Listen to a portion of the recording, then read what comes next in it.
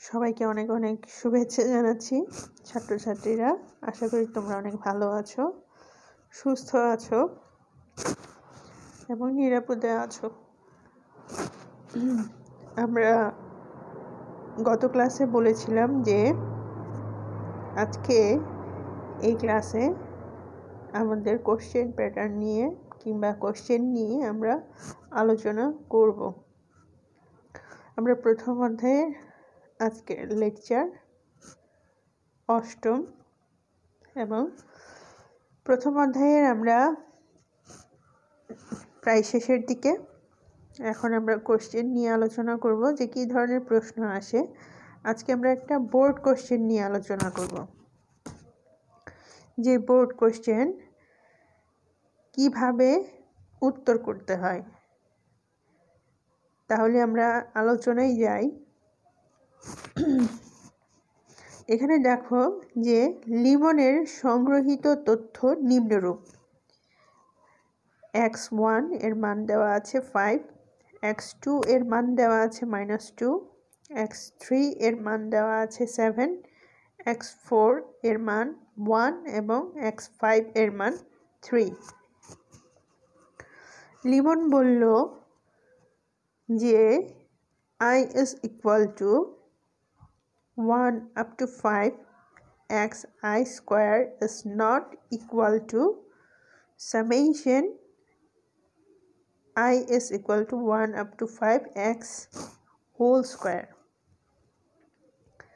গত ক্লাসে কিন্তু আমি তোমাদের খুব ভালো করে বুঝিয়েছিলাম যে বর্গের সমষ্টি এবং সমষ্টির বর্গ।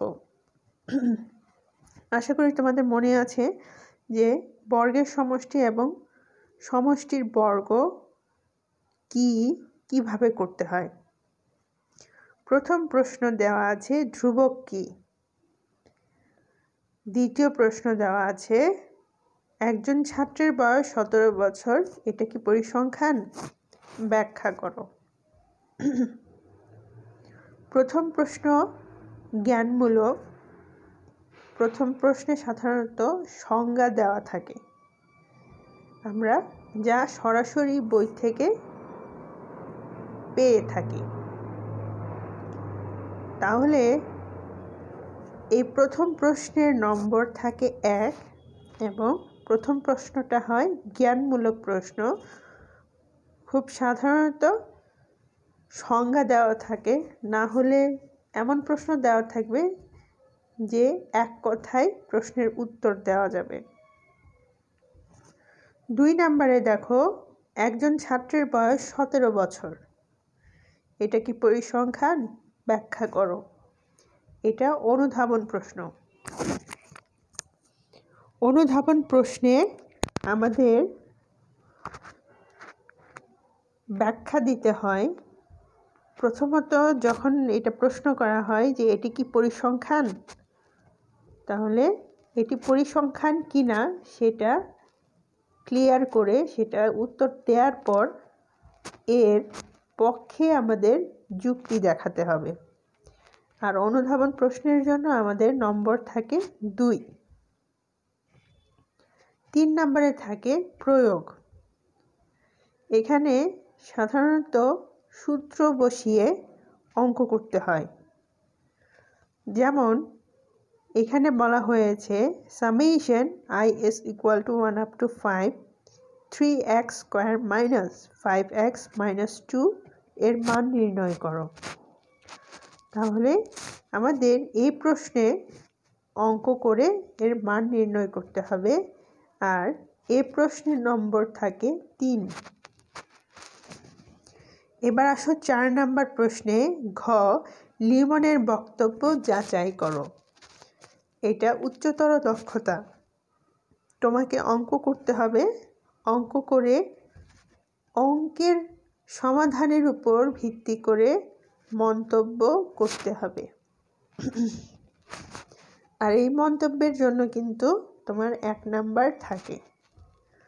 তাহলে এই হচ্ছে আমাদের প্রশ্ন।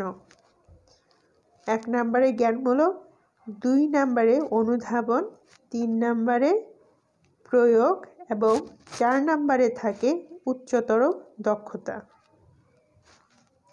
এখন দেখি আমরা কিভাবে উত্তর করব।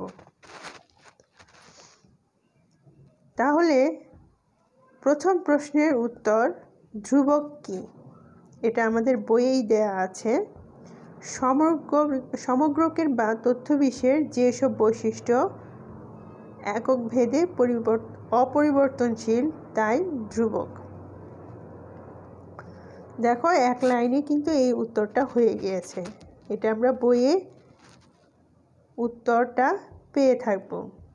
সংজ্ঞা দেওয়া আছে অনেকগুলো, সেখানেই আছে যে ধ্রুবক কি।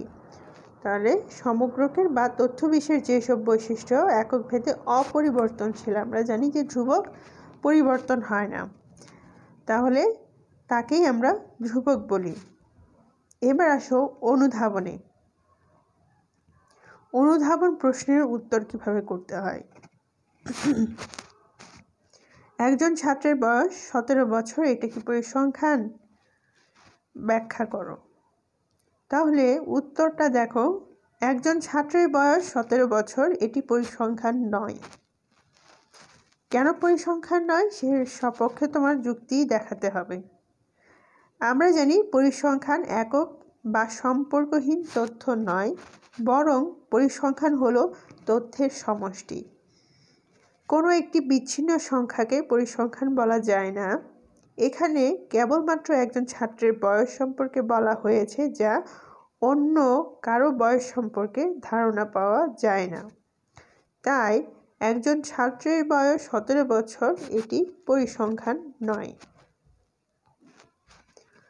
এখানে যদি আমি তোমাদের ছোট্ট করে ব্যাখ্যা দেই, আমরা যদি পরিসংখ্যানের বৈশিষ্ট্য দেখতে যাই, তাহলে সেখানে কিন্তু আমরা পাবো যে পরিসংখ্যান সংখ্যায় প্রকাশিত হয়, পরিসংখ্যান তথ্যের সমষ্টি, পরিসংখ্যান বিভিন্ন কারণ দ্বারা প্রভাবিত, পরিসংখ্যান তুলনাযোগ্য, সমজাতীয়, এগুলো হচ্ছে পরিসংখ্যানের বৈশিষ্ট্য। এখানে একজন ছাত্রের বয়স 17 বছর বলা হয়েছে।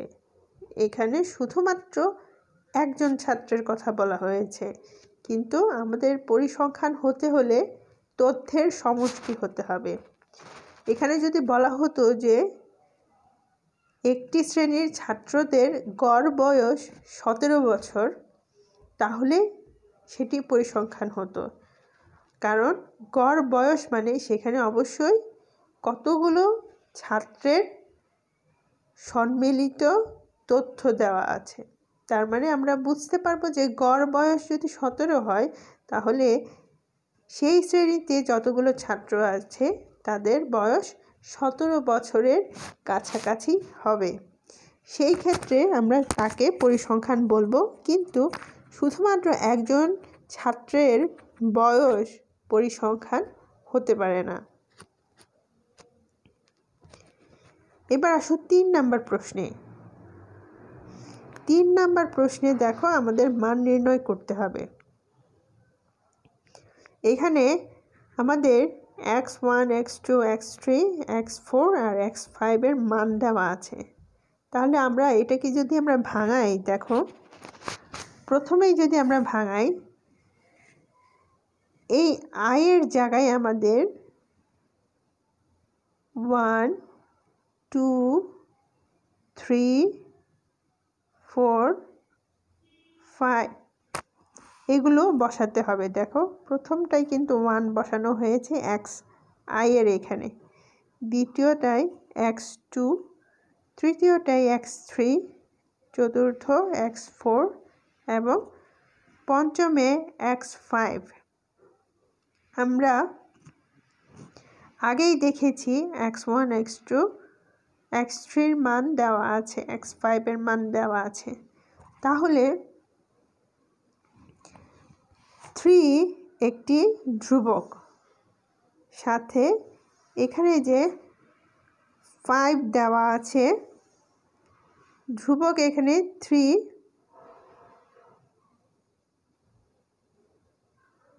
xi স্কয়ার, তার মানে এখানে 3 ধ্রুবক মাইনাস 5x, তার মানে এখানে 5 ধ্রুবক মাইনাস 2, 2টাও ধ্রুবক। তাহলে আমাদের চলক কি? এই যে x, আমরা শুধু এই x এর মান পরিবর্তন করব। তাহলে x এর মান যদি পরিবর্তন করি, দেখো আমরা শুধু x এর মান বসিয়েছি 5, এখানে -2, 7, 1, 3। ঠিক আছে, প্রথমে আমাদের x1, x2, x3, x4, x5 এভাবে সাজাতে হবে। হ্যাঁ, ভেঙে লিখতে হবে। লেখার পর আমরা মানগুলো বসাবো ঠিক যেমনটাই আছে সেভাবে রেখে শুধুমাত্র x এর মান বসাবো। এখানে x1, 2, 3, 4, 5 এর মান বসাবো। ঠিক আছে, এবার মান বসানোর পর দেখো এটা আমরা এখন যোগ বিয়োগ গুণ ভাগ করব। আমরা x এর মানগুলো ভাঙিয়েছি। দেখো 5 স্কয়ারের মান 25, 2 স্কয়ার, এখানে মাইনাস যদিও বা দেওয়া আছে, আমরা জানি যে ঋণাত্মক কিংবা নেগেটিভ কোনো নাম্বারকে যদি বর্গ করি তাহলে সেটা পজিটিভ হয়ে যায় কিংবা ধনাত্মক হয়ে যায়। তাহলে এটা হবে 4, 7, 7, 49 হবে এখানে। হ্যাঁ, আর এখানে 1 আসবে, এখানে বাড়তে একটা টার্ম আসছে, এখানে 1 আসবে আর এখানে 9 আসবে। তাহলে এই হচ্ছে আমাদের মান। ঠিক আছে, আমরা যদি এখন যোগ বিয়োগ করি তাহলে আমাদের এই মানটা আসবে। এই হচ্ছে আমাদের অঙ্ক। প্রথমে যেই জিনিসটা তোমাদের বুঝতে হবে, এই প্রথম 2 লাইন আমাদের বুঝতে হবে। কি করেছি প্রথম 2 লাইনে? x ভাঙিয়েছি, x ভাঙানোর পর x এর মান বসিয়েছি। ঠিক আছে, তাহলে এই হচ্ছে আমাদের অঙ্কের মান। এবার 4 নম্বরে আসো। 4 নম্বরে আমাদের লিমন কি বলেছিল যে চলকের বর্গের সমষ্টি আর সমষ্টির বর্গ দুটা সমান কিনা। হ্যাঁ, তাহলে আমরা প্রথমেই বর্গের সমষ্টি বের করব। ঠিক আছে, বর্গের সমষ্টি যদি বের করি তাহলে প্রথমেই দেখো আমাদের কি করতে হবে, এই যে মানগুলো আছে এগুলোকে বর্গ করতে হবে। আমাদের মান দেওয়া আছে কত? 5 পর্যন্ত, না x5 পর্যন্ত। তাহলে x1 square, x2 square, x3 square, x4 square, x5 square. ঠিক আছে, তাহলে আমরা আগে স্কয়ার ভাঙিয়ে নিলাম। এবার আমরা এগুলোর মান কিন্তু জানি যে x1, 2, 3, 4 এর মান দেয়া আছে। এই যে এখানে আমাদের মান দেয়া আছে। এখন আমরা বর্গ করব কিভাবে? এই যে মানগুলো দেওয়া আছে এগুলো বসিয়ে দিব। ঠিক আছে, এই মানগুলো আমরা বসিয়ে দিব। তাহলে মানগুলো বসিয়ে দিলে দেখো আমাদের মান আসছে 25, 4, 49, 1 আর 9। ঠিক আছে, তাহলে আমাদের মান আসলো কত? 88। তাহলে আমাদের কি হলো? চলকের বর্গের সমষ্টির মান হচ্ছে 88। এটা কি? চলকের বর্গের সমষ্টি। এবার চলকের সমষ্টির বর্গ বের করব। প্রথমে আগে সমষ্টি বের করব আমরা, সামেশন xi এর মান বের করব। ঠিক আছে, তারপর এটাকে আমরা বর্গ করব। তাহলে আগে আমরা সামেশন এর মান বের করি। সামেশন এর মান বের করলে আমাদের এই মানগুলো যদি বসাই, দেখো 5, 7, 1, 3 এগুলো যোগ করলে কত হয়? 16। 16 থেকে যদি 2 মাইনাস করি তাহলে আমাদের থাকবে 14। ঠিক আছে, এই 14কে যদি আমরা বর্গ করি আমাদের মান আসবে 196। তাহলে আমরা দুইটা মানই কিন্তু পেয়েছি। কি পেয়েছি? একটা বর্গের সমষ্টি, আরেকটা হচ্ছে সমষ্টির বর্গ। ঠিক আছে, এখন লিমনের যে বক্তব্য ছিল, আমাদের লিমন বলেছিল যে এই দুইটা সমান নয়। তাহলে আমরা দেখতে পাচ্ছি যে লিমনের বক্তব্যটা কি সঠিক, কারণ লিমন বলেছিল যে এটা সমান হবে না। তাহলে আমার এখানে কিন্তু মান কত আসছে? এই ক্ষেত্রে মান আমার আসছে 88। ঠিক আছে, আর এই ক্ষেত্রে আমাদের মান আসছে 196। তাহলে দুটা কি সমান হলো? দুটা সমান হলো না, তাহলে নট ইকুয়াল। তাহলে লিমনের বক্তব্যটা সঠিক ছিল। তাহলে এই যে তোমার মন্তব্য, এটা কিন্তু লিখতে হবে। এই মন্তব্যের জন্য কিন্তু তোমার এই 4 নাম্বার প্রশ্নের 4 নম্বরের 1 নম্বর এই মন্তব্যের জন্য দেয়া হয়। আর এই মন্তব্য যদি না লেখো তাহলে তোমার 1 নাম্বার কম পাবে। ঠিক আছে, যদি অঙ্ক করো কিন্তু মন্তব্য না দাও তাহলে কিন্তু 1 নাম্বার কম পাবে। তাহলে দেখো, অঙ্ক যদি আমি করলামই, অঙ্ক যদি আমার হলোই, তাহলে কেন আমি এই 1 নাম্বারটা ছেড়ে আসবো? ঠিক আছে, এই জন্য অঙ্ক করার শেষে অবশ্যই কিন্তু তোমাদের মন্তব্য দিতে হবে। এবার কিছু বেসিক জিনিস আমরা দেখব। যেমন এখানে দেখো এক্স আর ওয়াই এর মান দেয়া আছে। যদি এইরকম হয়, আমরা এর মধ্যে শুধু এক্স এর মানের অঙ্ক করেছি, কিন্তু আমরা কিন্তু ওয়াই এর মানের কোনো অঙ্ক করিনি। তাহলে যদি এক্স আর ওয়াই দেওয়া থাকে, প্রথমে আমরা যেটা করেছি এক্স ওয়াই এর যোগফল বের করেছি। ঠিক আছে, কিছুই না, শুধুমাত্র আমরা যেভাবে এক্স করেছি ঠিক সেভাবেই ওয়াইও করব, কিন্তু এখানে যে ফর্মে দেওয়া আছে ঠিক সে ফর্মে।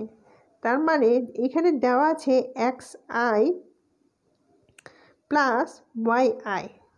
এই আয়ের জায়গায় আমরা 1 2 বসাবো। তাহলে x1 plus y1 plus x2 plus y2। তাহলে দেখো এক্স এর মান আমি এখানে বসাবো। x1 এর মান কত? 2, আর y1 এর মান কত? 1।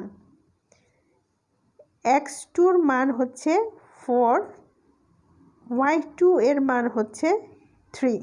ঠিক আছে, তাহলে আমরা যদি এই মান বসাই, দেখো আমাদের মান কত আসে? 10। ঠিক আছে, এবার দুটো যদি আলাদা করি, দেখো summation x i summation y i. তাহলে সামেশন এক্স আই মানে কি? এক্স এর যোগফল বের করব। আগে সামেশন এক্স আই যদি বের করি, তাহলে এখানে আমার x1 x2 এরকম বের করতে হবে, তাই না? এই জন্য প্রথমে সামেশন এক্স আই বের করলাম। আমরা এখানে শুধুমাত্র x1 x2 বের করব, কারণ আমাদের x1 আর x2 পর্যন্তই দেওয়া আছে। ঠিক একইভাবে y এর জন্য বের করব সামেশন y1 y2। তাহলে দেখো আমাদের x1 plus x2 y1 plus y2। এখন মান বসাও। x1 এর মান দেওয়া ছিল 2, x2 এর মান দেওয়া ছিল 4, আর y1 এর মান দেওয়া আছে 1, y2 এর মান দেওয়া আছে 3। তাহলে 2 আর 4 যোগ করলে 6, 1 আর 3 যোগ করলে 4, আমাদের মান কত আসে? 10। ঠিক আছে, তাহলে নিয়ম কিন্তু দুইটা। প্রথমে কি দেওয়া ছিল? সামেশন এক্স প্লাস ওয়াই, দ্বিতীয়তে সামেশন এক্স সামেশন ওয়াই। এবার আমরা করব হচ্ছে গুণনের ক্ষেত্রে। গুণনের ক্ষেত্রে কিভাবে করতে হয়। দেখো, গুণনের ক্ষেত্রে দেওয়া আছে সামেশন xi/yi। তাহলে ঠিক আগের মতোই করব, ভাঙাবো প্রথমে x1 x2 করে। হ্যাঁ, তাহলে যেহেতু এখানে গুণন অবস্থায় আছে x1 আর y1 আসবে, প্রথমে গুণন অবস্থায় আছে x1 into y1 plus x2 y2। তাহলে যেহেতু গুণন অবস্থায় আছে আমরা মান বসালাম 2 ইন্টু 1 প্লাস 4 ইন্টু 3। তাহলে 2 ইন্টু 1 এর মান 2, 4 ইন্টু 3 এর মান কত? 12।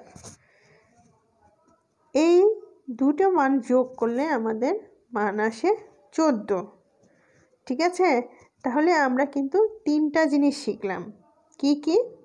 প্রথমে এই নিয়মে, দ্বিতীয়তে ভেঙে ভেঙে, তৃতীয়তে আমরা গুণন পড়লাম। ঠিক আছে, তাহলে আশা করি যদি তোমাদের এই ধরনের অঙ্ক করতে হয় তাহলে আর সমস্যা হবে না। শুধুমাত্র কি মনে রাখতে হবে, এক্স ওয়াই ঠিক যে ফর্মে দেওয়া আছে সেখানে 1 2 3 4 বসিয়ে আগে ভাঙাবে, তারপর মান বসিয়ে দিবে, তারপর যোগ বিয়োগ গুণ ভাগ যেটা করতে হয় সেটা করবে। ঠিক আছে, আশা করি তোমরা এটা বুঝতে পেরেছ কিভাবে অঙ্কগুলো করতে হবে। পরবর্তী ক্লাসে আমরা এই বিষয়ে আরও বিস্তারিত কিছু অঙ্ক দেখব। ঠিক আছে, তারপর আমরা প্রথম অধ্যায় শেষ করে দিব।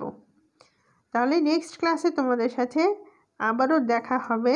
সেই পর্যন্ত ভালো থাকো, সুস্থ থাকো এবং অবশ্যই যে পড়াগুলো আছে সেই পড়াগুলো নিয়মিত পড়াশোনা করো, তাহলে আর সমস্যা থাকবে না কিংবা সমস্যায় পড়বে না তোমরা। ঠিক আছে, তাহলে পরবর্তী ক্লাসে তোমাদের সাথে আবারও দেখা হবে।